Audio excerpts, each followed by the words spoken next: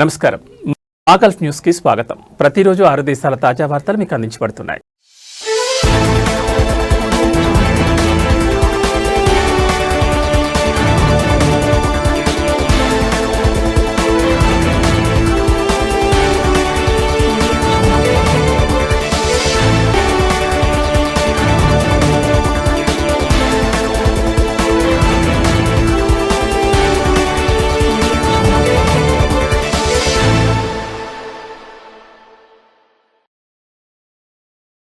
Dubai villa నుండి AC యూనిట్లను దొంగిలించిన ఒక వ్యక్తికి దుబాయ్ కోర్టు ఏడాది జైలు శిక్ష, 1,30,000 దిర్హామ్స్ జరిమానా విధించింది. శిక్ష పూర్తయిన తర్వాత తన దేశం నుంచి బహిష్కరించాలని ఆదేశించింది.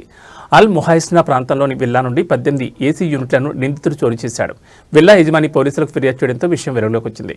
పోలీసు అధికారులు ఫోరెన్సిక్స్ నమూనాలతో సహా ఆధారాలను సేకరించారు. గతంలో ఈ తరహా చోరీలకు పాల్పడి జైలు శిక్ష కూడా అనుభవించాడని పోలీసులు తెలిపారు.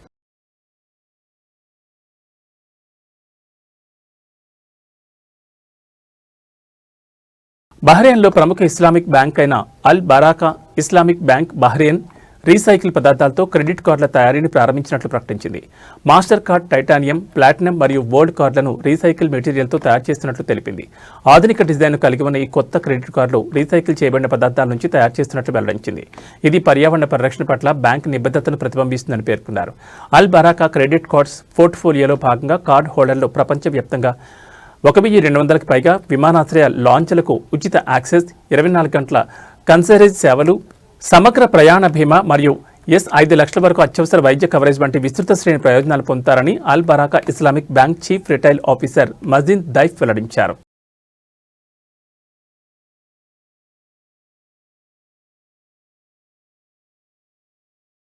కువైట్ వ్యాప్తంగా గత కొన్ని రోజులుగా కురుస్తున్న వర్షాలకు వాడిలు పొంగిపొర్లుతున్నాయి. ఈ క్రమంలో ఫైర్ ఫైటర్స్ తీవ్రంగా శ్రమించారు. వర్షాల సమయంలో అనేక ఎమర్జెన్సీ కాల్స్ కు అటెండ్ అయ్యారు. వరదలో చిక్కున్న పలువురిని సురక్షితంగా రక్షించారు.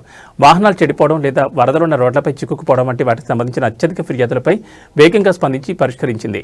బాధిత వాహనదారులకు సహాయం చేసి అనేక మందిని రక్షించారు. అన్ని కేసులను సురక్షితంగా నిర్వహించామని, ఎవరికి ఏ గాయాలు కాకుండా రెస్క్యూ ఆపరేషన్ నిర్వహించినట్లు అధికారులు వెల్లడించారు.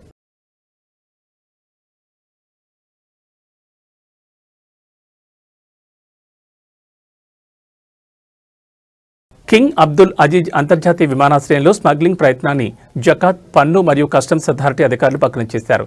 ఒక ఇన్కమింగ్ పార్సెల్లో దాచి ఉంచిన 1,87,000 అంఫెటమైన్ పిల్స్ ను గుర్తించి స్వాధీనం చేసుకున్నట్లు జెడ్ఏటీసీఏ ప్రతినిధి హమూద్ అల్ హర్బీ తెలిపారు. ఆ పార్సిల్స్ ను డ్రైవింగ్ టేబుల్స్ గా ప్రకటించారని పేర్కొన్నారు.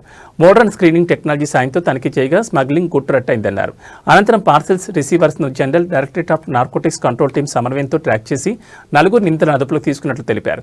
స్మగ్లింగ్ సంబంధించిన సమాచారాన్ని ప్రత్యేక భద్రతా హాట్లైన్ 1910 ద్వారా లేదా అంతర్జాతీయ నెంబర్ 0096619110 ద్వారా తెలియజేయాలని అల్ హర్బీ కోరారు.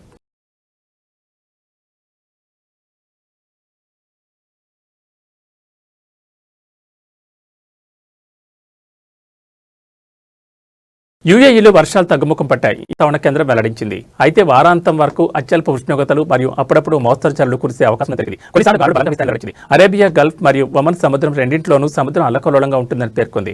కాగా గురువారం రాత్రి మరియు శుక్రవారం దేశంలోని చాలా ప్రాంతాల్లో వర్షాలు కురిశాయి. రాస్ అల్ ఖైమాలోని అల్ ఘజ్లాలో అత్యధికంగా 127 మిల్లీమీటర్ల వర్షపాతం నమోదైంది. సాకర్ పోర్ట్ స్టేషన్లో 123 మిల్లీమీటర్లు, జబల్ అల్ రహాబాలో 117.5 మిల్లీమీటర్లు, జబెల్ జైస్లో 116.6 మిల్లీమీటర్లు, రాస్ అల్ ఖైమా నగరంలో 72 మిల్లీమీటర్ల వర్షపాతం నమోదైంది.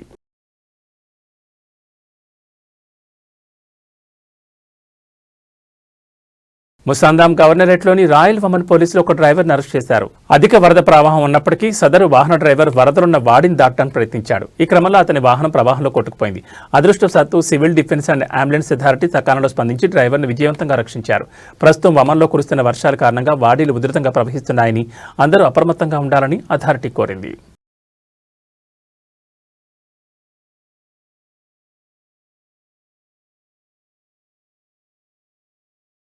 ఇవి మా ఆగల్ఫ్ న్యూస్ విశేషాలు. మరో బులెటిన్లో మళ్ళీ కలుసుకుందాం.